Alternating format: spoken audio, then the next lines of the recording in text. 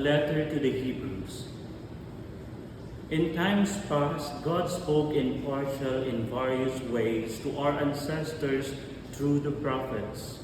And these last days He spoke to us through a Son, whom He made heirs of all things, and through whom He created the universe, who is the refulgence of His glory, the imprint of His being, and who sustains all things by His mighty word. When He had accomplished purification from sins, He took His seat at the right hand of the Majesty on high, as far superior to the angels, as the name He has inherited is more excellent than theirs.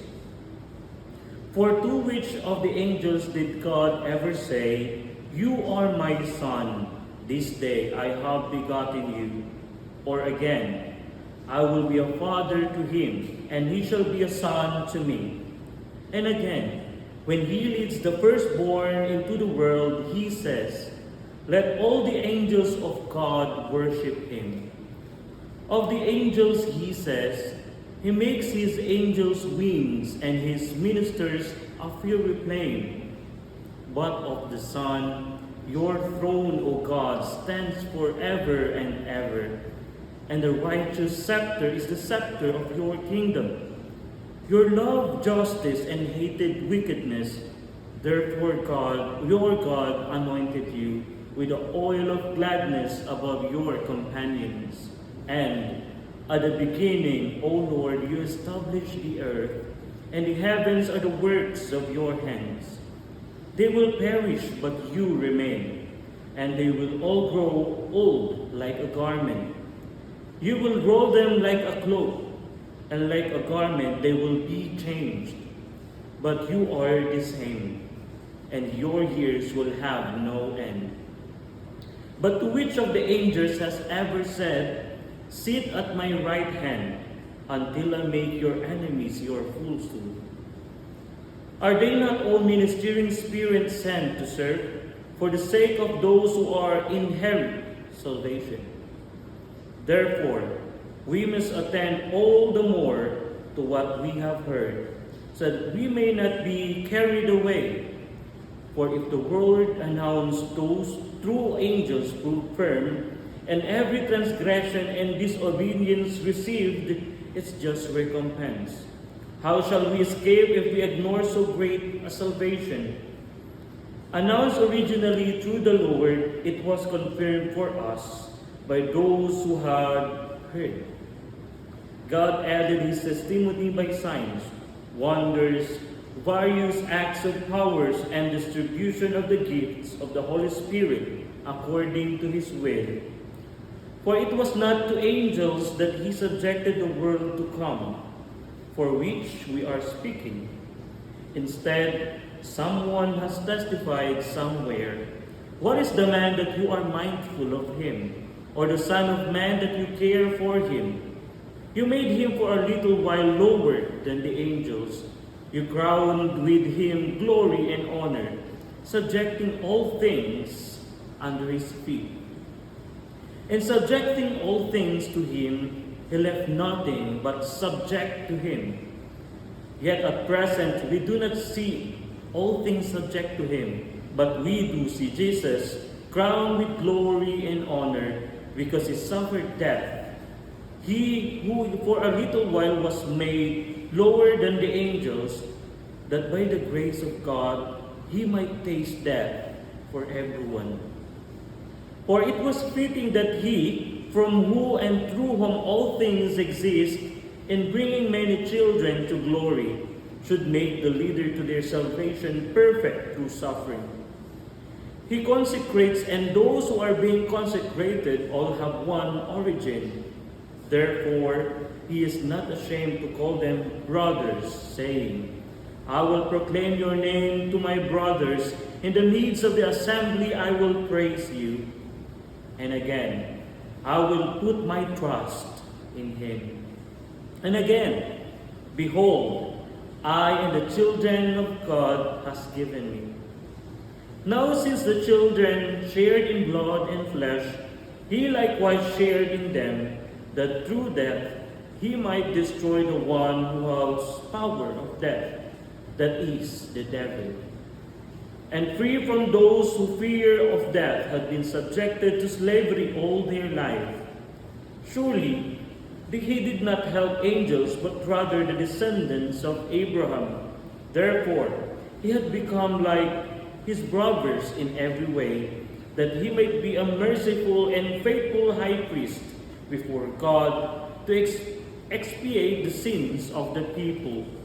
Because he himself has tested through what he suffered, he is able to help those who are being tested. Therefore, holy brothers, sharing in a heavenly calling, reflect on Jesus, the apostle and the high priest of our confession, who was faithful to all who appointed him, just as Moses was faithful in all his house. But he is worthy of more glory than Moses, as a founder of house has more honor than in the house itself. Every house is founded by someone, but founder of all is God. Moses was faithful in his house as a servant to testify to what would be spoken, but Christ was faithful as a son placed over his house. We are his house if we only hold fast to our confidence and pride in our hope. Therefore, as the Holy Spirit says, "Oh, that today you would hear his voice, harden not your hearts as at the rebellion, in the day of testing in the desert, where your ancestor tested and tried me and saw my works for 40 years. Because of this I was provoked with that generation, and I said, they have always been so a raging heart, and they do not know my ways. As I swore in my wrath, they shall not enter into my rest. Take care, brothers, that none of you may have an evil and unfaithful heart, so as to forsake the living. Encourage yourselves daily while it is still today, so that none of you may grow hardened by the deceit of sin. We have become partners of Christ if only we hold the beginning of the reality from until the end. For it is said, "Oh, that today you would hear his voice, harden not your hearts as at the rebellion." Who were those rebelled when they heard? Was it not all those who come out of Egypt under Moses? With whom was he provoked for 40 years? Was it not those who have sinned, whose corpses fell in the desert, and to whom did not swear that they should not enter into his rest? If not to those who were disobedient, and we see that they could not enter for a lack of faith. Therefore, let us be on our guard while the promise of entering into his rest remains, that none of you seem to have failed. For in fact, we have received the good news just as they did. But the word that they heard did not profit them, for they were not united in faith with those who listened. For we who believe enter into the rest, just as he has said, "As I swore in my wrath, they shall not enter into my rest." And yet his work was accomplished at the foundation of the world. For he has spoken somewhere about the seventh day in this manner, "And God rested on the seventh day from all his works." And again, in the previously mentioned place, "They shall not enter into my rest." Therefore, since it remains that some will enter into it, and those who formerly received the good news did not enter because of disobedience, he once more set a day, today, when long after he spoke through David, as already quoted, "Oh, that day you would hear his voice, harden not your hearts." Now if Joshua had given them rest, he would not have been spoken afterwards of another day. Therefore, a Sabbath rest still remains for the people of God. And whoever enters into God's rest rest from his own works as God did from his. Therefore, let us strive to enter into that rest, so that no one may fall under the same example of disobedience. Indeed, the word of God is living and effective, sharper than any two-edged sword, penetrating even the soul and spirit, joints and marrow, and able to discern reflections and thoughts of the heart. No creature is concealed from him, but everything is naked and exposed to the eyes of him to whom we must render an account. Therefore, since we have a great high priest who passed through the heavens, Jesus, the Son of God, let us hold fast to our confession. For I do not have a high priest who is unable to sympathize with our weakness, but one who has similarly been tested in every way, yet without sin. Let us confidently approach the throne of grace to receive mercy, to find grace for timely help. Every high priest is taken from among them and made their representative before God to offer gifts and sacrifices for sins. He is able to deal patiently with the ignorant and erring, for he himself is beset by weakness, and so for this reason we must make sin offering for himself as well as for the people. No one takes this honor upon himself, but only when God called, just as Aaron was. In the same way, it was not Christ who glorified himself in becoming high priest, but rather the one who said to him, "You are my son. This day I have begotten you." Just as he says in another place, "You are a priest forever, according to the order of Melchizedek." In the days when he was in the flesh, he offered prayers and supplication with loud cries and tears to the one who was able to save him from death. And he was heard because of his reverence. Son though he was, he learned obedience from what he suffered. And when he was made perfect, he became the source of eternal salvation for all who obey him, declared by God high priest according to the order of Melchizedek. About this we have much to say, and it is difficult to explain, for you have become sluggish in hearing. Although you should be teachers by this time, you need to have someone teach you again in the basic elements of otherness of God. You need milk and not solid food. Everyone who lives on milk lacks experience of the word of righteousness, for he is a child. But solid food is for the mature, for those who facilitate are trained by practice to discern good and evil. Therefore, let us leave behind the basic teaching about Christ and advance to maturity, without laying the foundation all over again, repentance from dead works and faith in God, instruction about baptisms and laying on hands, resurrection of the dead and eternal judgment. And we shall do this if only God permits, for it is impossible in the case of those who have once been enlightened and tested heavenly gifts, and shared in the Holy Spirit, and tasted the good word of God and the powers of age to come, and then have fallen away, to bring them to repentance again, since they are crucifying the Son of God for themselves, and holding him up to contempt. Ground that has absorbed the rain falling upon it repeatedly, and brings forth crops useful to those for whom it was cultivated, receives a blessing from God. But if it produces thorns and thistles, it is rejected.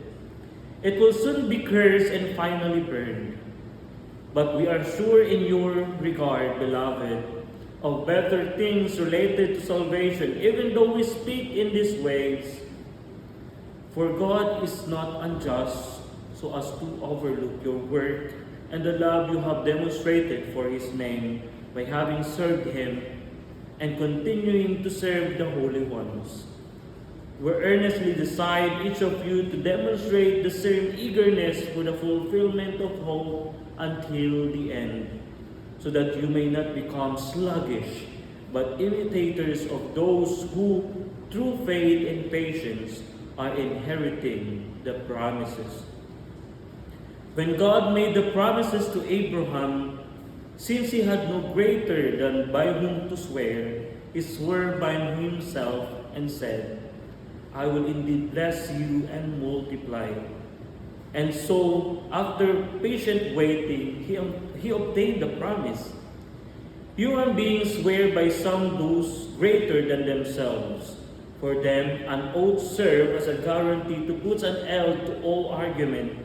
So when God wanted to give the heirs of his promise an even clearer demonstration of the immutability of his purpose, he intervened with an oath, so that by two immutable things, in which it was impossible for God to lie, he who have taken refuge might be strongly encouraged to hold fast to the hope that lies before us. This we have on an anchor of the soul, sure and firm, which reaches into the interior behind the veil, where Jesus has entered to our behalf as forerunners, becoming high priest forever according to the order of Melchizedek. This Melchizedek, king of Salem and priest of God Most High, met Abraham as returned from his defeat of the kings, and blessed him. And Abraham apportioned to him tenth of everything. His name first means righteous king, and he also king of Salem, that is, king of peace. Without father, mother, or ancestor, without beginning of days or end of life, thus made to resemble the Son of God, he remained priest forever. See how great he is, to whom the patriarch Abraham gave a tenth of his spoils. The descendants of Levi, who received the office of priesthood, have commandment according to the law to exact tithes from the people, that is, from their brothers, although they have come from the loins of Abraham. But he who has not their ancestry received tithes from Abraham and blessed him, who have received the promises. Unquestionably, a lesser person is blessed by a greater he lives on. One might even say that Levi himself, who receives tithes, was tied to Abraham, for he was still in his father's loins when Melchizedek met him. If then perfection came through the Levitical priesthood, on the basis of which the people received the law, what need more?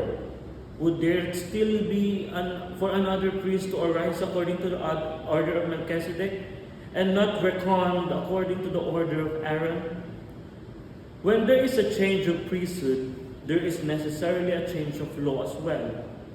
Now, he of whom these things are said belonged to a different tribe, of which no member ever officiated at the altar. It is clear that our Lord arose from Judah, and in regard that the tribe Moses said nothing about priests. It is even more obvious in another priest is raised up after the likeness of Melchizedek, whom has become so not by a law expressed in a commandment concerning physical descent, but the power of a life that cannot be destroyed, for it is testified, you are a priest forever according to the order of Melchizedek. On the other hand, a former commandment is annulled because of its weakness and uselessness. For the law brought nothing to perfection.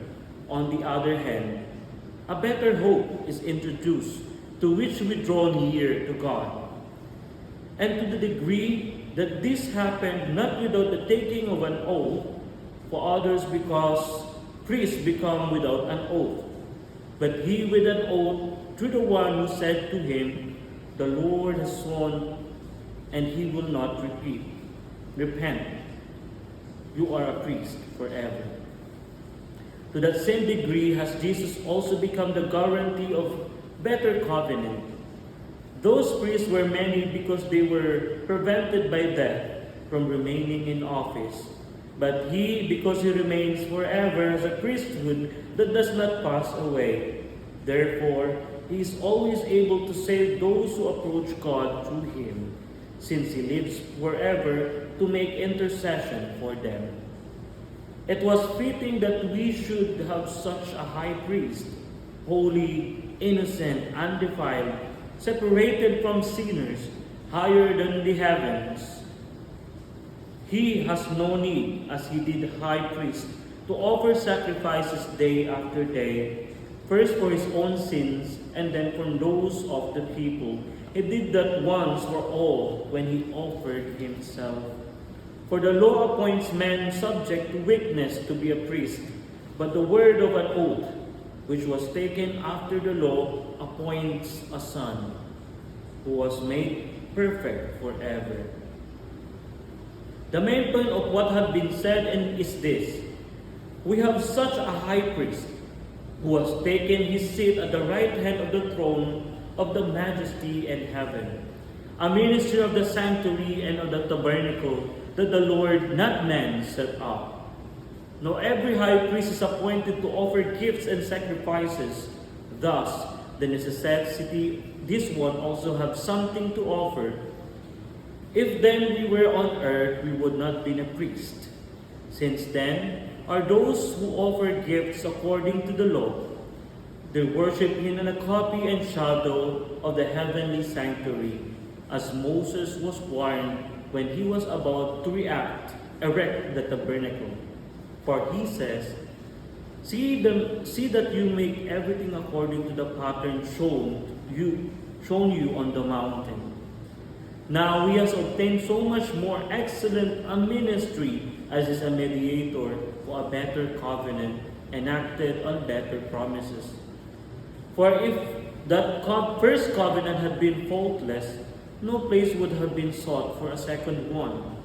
But he finds fault with them and says, Behold, the days are coming, says the Lord, when I will conclude a new covenant with the house of Israel and the house of Judah.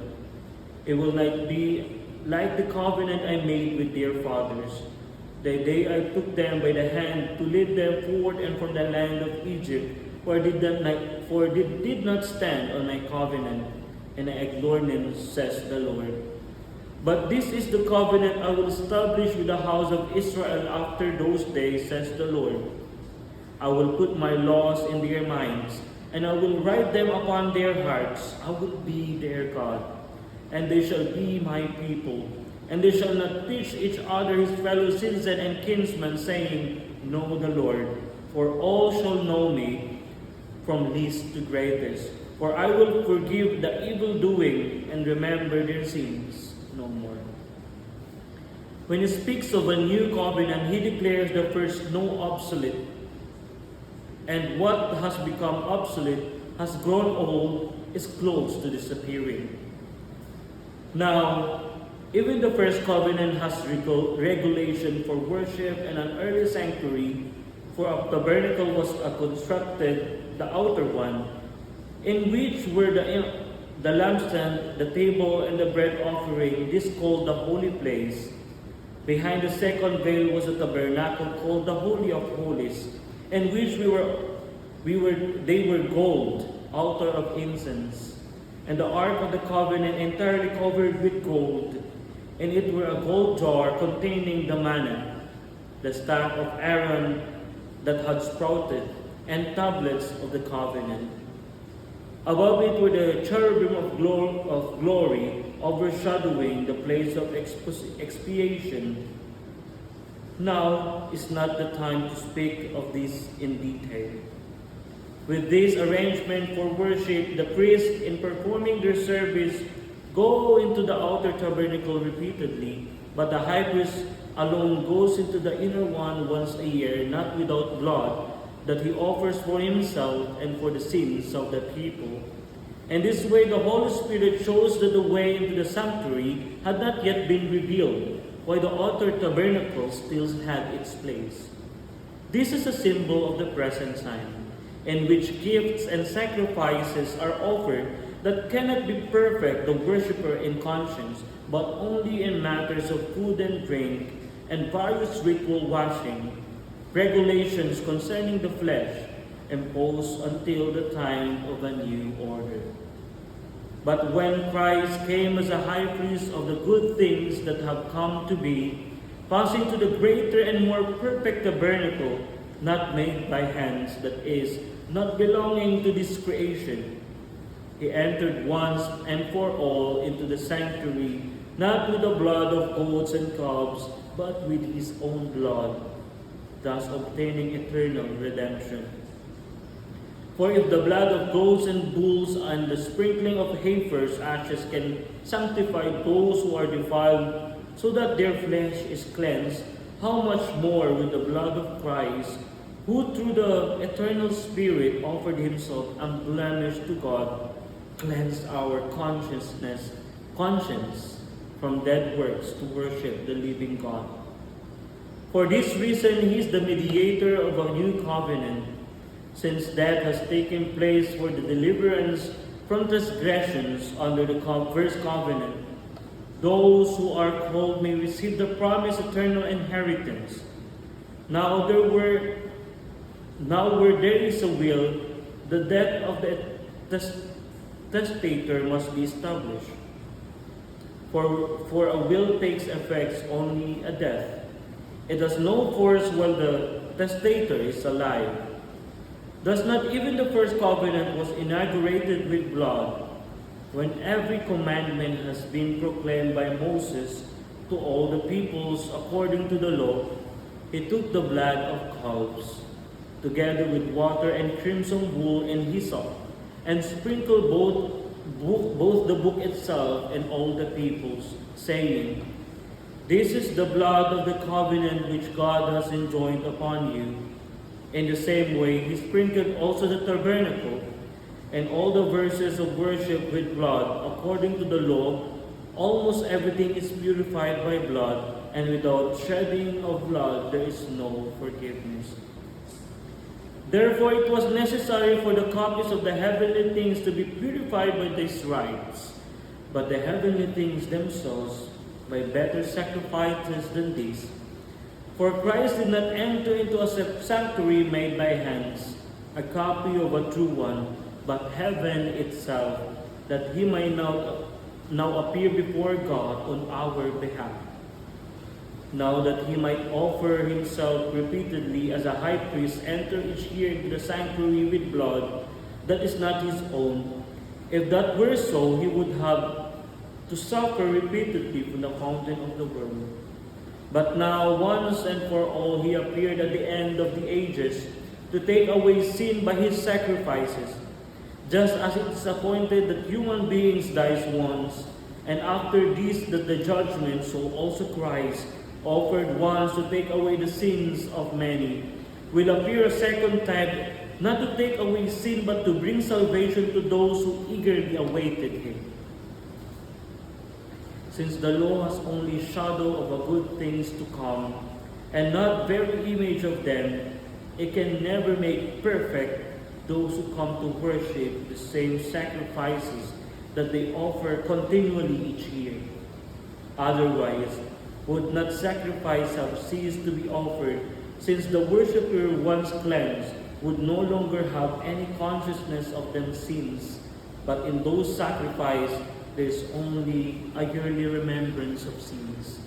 For it is impossible that blood of bulls and goats take away sins.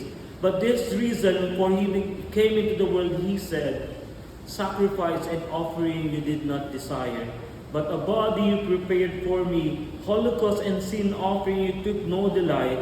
And then I said, as written of me in the scroll, "Behold, I come to do your will, O God." First, he says, sacrifice and offering, holocaust and sin offerings, you neither desired nor delighted in.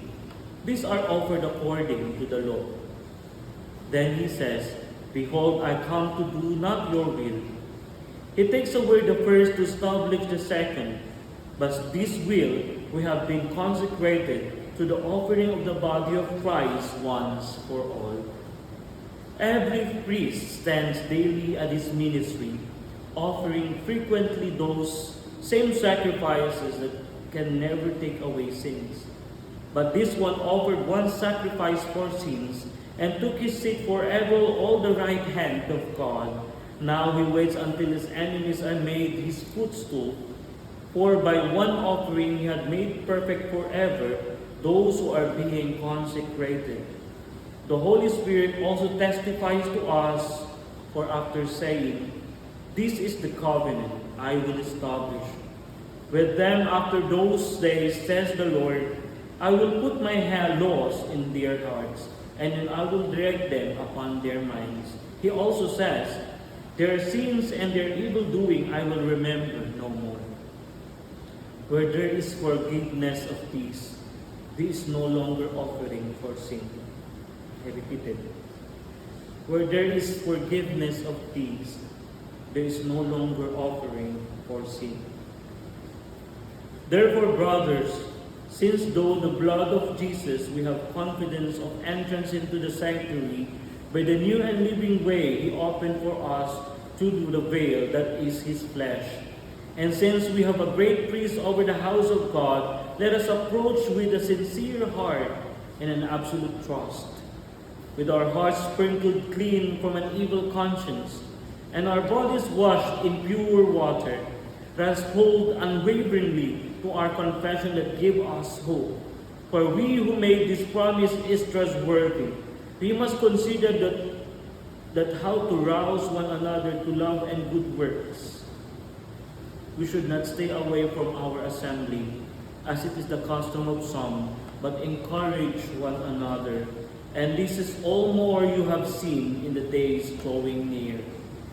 If we sin deliberately after receiving knowledge of the truth, there no longer remains sacrifice for sins, but a fearful prospect of judgment and a flaming fire that is going to consume the adversaries.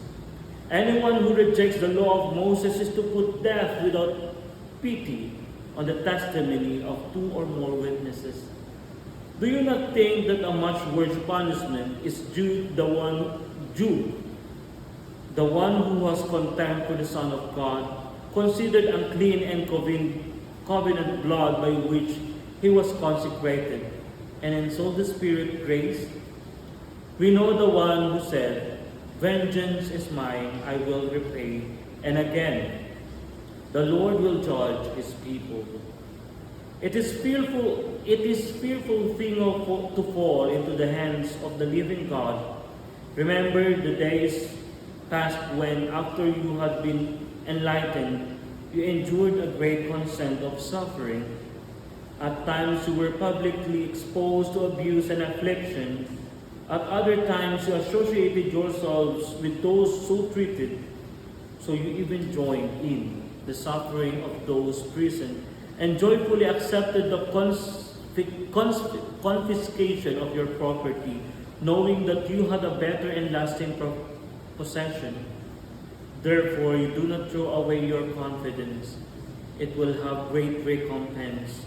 You need endurance to do the will of God and receive what he has promised. For after just a brief moment, he who is come shall come. He shall not delay, but my just one shall live by faith. And if he draw back, I take no pleasure in him. We are not among those who draw back and perish, but among those who have faith and will possess life. Faith is the realization of what is hope and evidence of things not seen. Because of it, the ancients were all attested. By the faith we understand that the universe was ordered by the word of God, so that what is visible came into being through the invisible. By faith Abel offered to God a sacrifice greater than Cain. Though through this he was attested to the righteous, God bearing witness to his gifts, and through this, though dead, he still speaks. By Enoch, he was taken up so that he should not see death. And he was found no more because God had taken him. Before he was taken up, he was attested to have pleased God. But without faith it is impossible to please him. For anyone who approaches God must believe that he exists, and the reward those who seek him. By faith, Noah, warned about what was not yet seen, with reverence built an ark for the salvation of his household. Through this he condemned the world and inherited the righteousness that comes through faith. By faith Abraham obeyed when he was called to go out to a place where he was to receive an inheritance. He went out not knowing where he was to go. By faith he sojourned into the promised land as a foreign country, dwelling in tents with Isaac and Jacob, heirs of the same promise. For he was looking forward to the city with foundations, whose architect and maker is God. By faith he received power to generate even though he was past the normal age, and Sarah herself was sterile. For he thought that the one who had made the promise was trustworthy. So it was there came forth in one man himself as good as dead, descendants as numerous as the stars in the skies and countless as the sands of the seashore. All this died in faith. They did not receive what has been promised, but saw it and greeted it from afar, and acknowledged themselves to be strangers and aliens on earth. For those who speak thus show that they are seeking a homeland. If they had been thinking of the land from which they had come, they hoped they would have opportunity on return. But now they desire a better homeland, a heavenly one. Therefore, God is not ashamed to be called their God, for he has prepared a city for them. By faith Abraham, when put to the test, offered up Isaac, and he who had received the promise was ready to offer him his only son, of whom it was said, "Through Isaac descendants shall be your name." He reasoned that God was able to raise even from dead, and received Isaac back as a symbol. By faith regarding these things still to come, Isaac blessed Jacob and Esau. By faith Jacob, when dying, blessed each of the sons Joseph, and beloved bowed in worship, leaning on the top of his staff. By faith Joseph, near the end of his life, spoke to the exodus of the Israelites and gave its instructions about his bones. By faith Moses was hidden by his parents for 3 months after his birth because they saw that he was a beautiful child, and they were not afraid of the king's edict. By faith Moses, when he had grown up, refused to be known as the son of Pharaoh's daughter. He chose to be ill-treated along with other people of God rather than enjoy the fleeting pleasure of sin. He considered the reproach of the anointed greater wealth than the treasures of Egypt, for he was looking to be recompensed. By faith he left Egypt, out of fearing the king's fury, for he preserved as if seeing the one who is invisible. By faith he kept the Passover and sprinkled the blood, and that the destroyer of the firstborn might not touch them. By faith they crossed the Red Sea as if they were dry land, but when the Egyptians attended they were drowned. By faith the walls of Jericho fell after being encircled for 7 days. By faith Rahab the harlot did not perish with the disobedient, for she had received the spies in peace. What more shall I say? I have no time to tell Gideon, Barak, Samson, Jephthah of David, and Samuel and the prophets, who by faith conquered kingdoms, did what was righteous, obtained the promises, that they closed the mouths of lions, and put out raging fires, escaped the devouring sword of the witness, they were made powerful because became strong in battle and turned back foreign invaders. Women received back their dead through resurrection. Some were tortured and would not accept deliverances in order to obtain a better resurrection. Others endured mockery, scourging, even chains and imprisonment. They were stoned, sawed in two, put to death at sword. They were about in skins of sheep or goats, needy, afflicted, and tormented. The world was not worthy of them.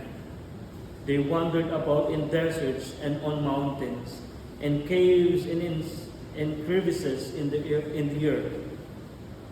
Yet all these, though approved because of their faith, did not receive what had been promised. God has foreseen something better for us, so that without us they should not be made perfect. Therefore, since we are surrounded by so great cloud of witnesses, let us rid ourselves of every burden and sin that clings to us, and persevere in running the race that lies before us, while keeping our eyes fixed on Jesus, the leader, the perfecter of faith.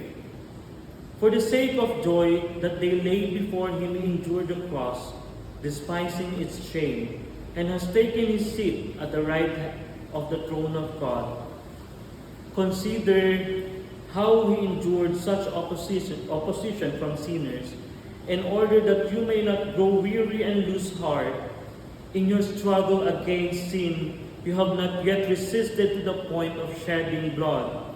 You have also forgotten the exhortation addressed to you as sons. My sons, do not disdain the discipline of the Lord, or lose heart when reproved by him. For whom the Lord loves, he disciplines. He scourges every son he acknowledges. Endure your trials as discipline. God treats you as sons. For what son is there whom his father does not discipline? If you are without discipline, in which all have shared, you are not sons but bastards. Besides this, we have had our earthly fathers to discipline us, and we respected them. Should we not then submit all the more to the fathers of the Spirit and live?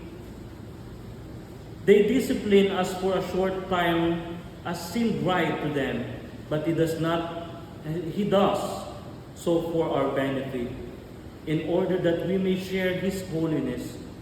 At the time, all disciples seems a cause not for joy, but for pain. Yet later it brings the peaceful fruit of the righteous to those who are trained by it. So strengthen your drooping hands and your weak knees. Make straight paths for your feet, that what is lame may not be dislocated, but healed. Strive for peace with everyone, and for the holiness without which no one will see the Lord. See to it that no one be deprived of the grace of God, that no bitter root spring out and cause trouble, through which many becomes defiled. That no one be immoral or profane person like Esau, who sold his birthright for a single meal. For you know the later, when he wanted to inherit his father's blessing, he was rejected because he found no opportunity to change his mind, even though he sought the blessings with tears. You have not approached that which could be touched, and blazing fire, a gloomy darkness and storms, and a trumpet blast, and a voice speaking words such that those who hear beg that no message be further addressed to them, for they could not bear to hear the command. Even an animal touches the mountain, it shall be stoned. Indeed, so fearful was the spectacle that Moses said, I am terrified and trembling. No, you have approached Mount Zion and the city of the living God, the heavenly Jerusalem, and countless angels in the festival of gathering, an assembly of the firstborn enrolled in heaven, and God, the judge of all, and the spirit of the just made perfect, and Jesus, the mediator of a new covenant, and the sprinkled blood that speaks more eloquently than of Abel. See that you do not reject the one who speaks. For if they did not escape when they refused the one who warned them on earth, how much more in our case if we turn away from the one who warns from heaven? His voice shook the earth at the time, but now he has promised, I will once more shake not only the earth but heaven. That phrase, once more, points to the removal of shaken, created things so that what is unshaken may remain. Therefore, we who are receiving the unshakable kingdom should have gratitude, with which we should offer worship pleasing to God and reverence and awe. For our God is a consuming fire. Let mutual love continue. Do not neglect hospitality, for through it some have unknowingly entertained angels. Be mindful of prisoners as if sharing their imprisonment, and of the ill-treated as yourselves, for you are also in the body. Let marriage be honored among all, and marriage bed be kept undefiled, for God will judge the immortal and adulterers. Let your life be free from love of money, but be content with what you have. For he has said, I will never forsake you or abandon you. Thus we may say this with confidence. The Lord is my helper. I will not be afraid. What can anyone do to me? Remember your leaders who spoke the word of God to you. Consider the outcome of their way of life and imitate their faith. Jesus Christ is the same yesterday, today, and forever. Do not be carried away by all kinds of strange teaching. It is good to have our hearts strengthened by grace and not by foods, which do not benefit those who live by them. We have an altar, for which those who serve the tabernacle have no right to eat.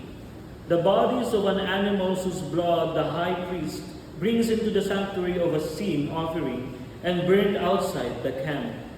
Therefore, Jesus also suffered outside the gate to consecrate the people by his own blood. Let us go then. Let us go to him outside the camp, bearing the reproach that he bore. For here we have no lasting city, but seek the one that is to come. Through him, let us continually offer God a sacrifice of praise, that is, the fruit of lips that confess his name. Do not neglect to do good and share what you have. God is pleased by sacrifice of that kind. Obey your leaders and defer to them, for they keep watch over you and will have to give an account, that they may fulfill their task with joy and not with sorrow, for that would be of no advantage to you. Pray for us, for we are confident that we have a clear conscience, wishing to act rightly in every respect. I especially ask for your prayers that I may be restored to you very soon. May the God of peace, who brought up from the dead the great shepherd of the sheep with the blood of the eternal covenant, Jesus our Lord, furnish you with all that is good, that you may do his will. May he carry out in you what is pleasing to him through Jesus Christ, to whom we glorify forever and ever. Amen. Brothers, I ask you to bear with me this message of encouragement, for I have written to you rather briefly. I must let you know that our brother Timothy has been set free. If he comes soon, I shall see you together with him. Greetings to all your leaders and to all the holy ones. Those from Italy send you greetings. Grace be with all of you. The letter to the Hebrews.